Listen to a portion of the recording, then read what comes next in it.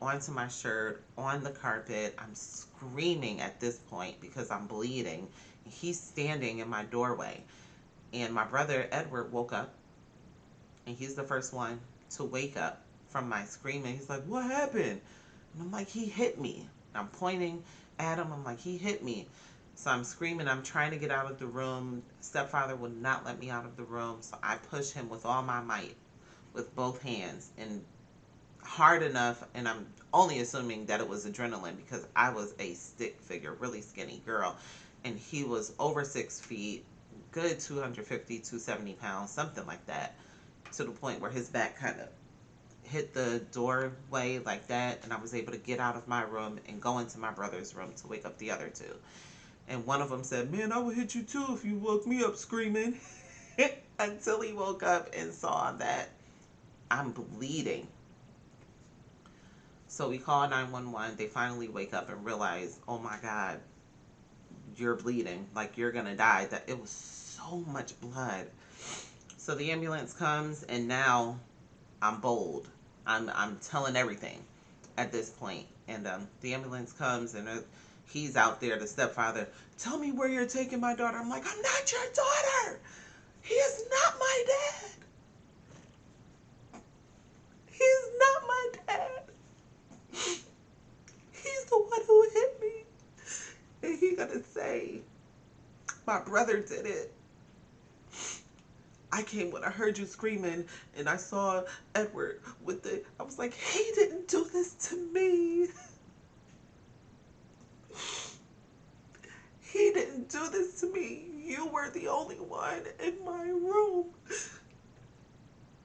So the ambulance drivers closed the door, and they're trying to get my vitals or whatever and checking my head out. And my brother, my oldest brother, was in the ambulance with me.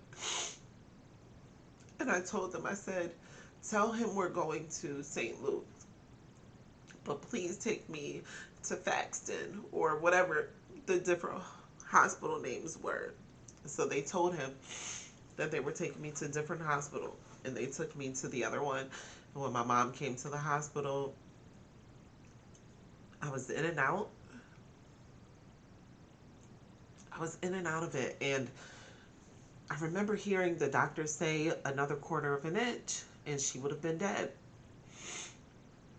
So I guess it just didn't hit me when I was 12 that a quarter of an inch is so tiny.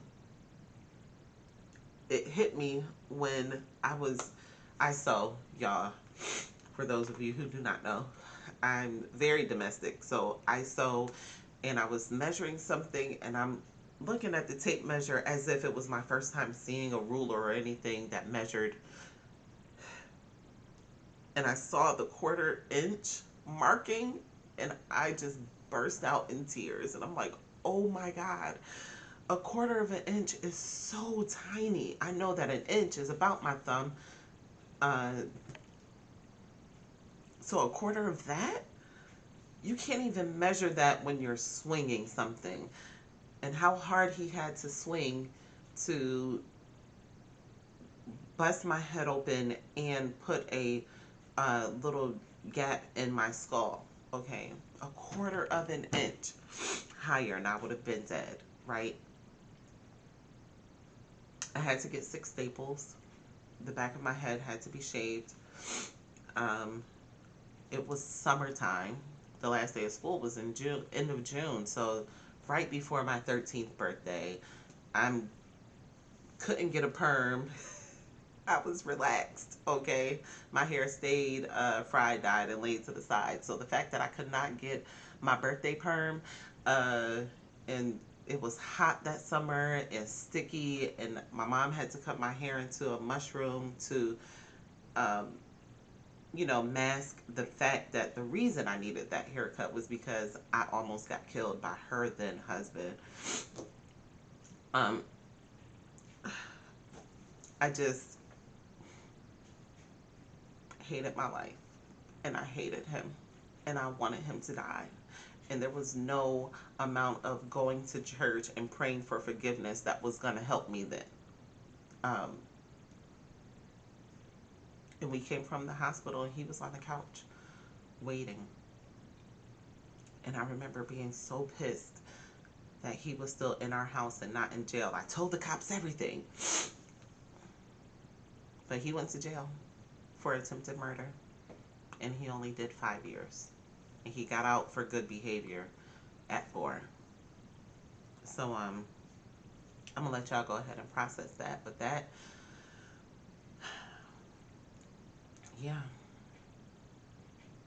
Again, I do not own the rights to any of the music played. I think I played Mary J. Blige Interlude for my life.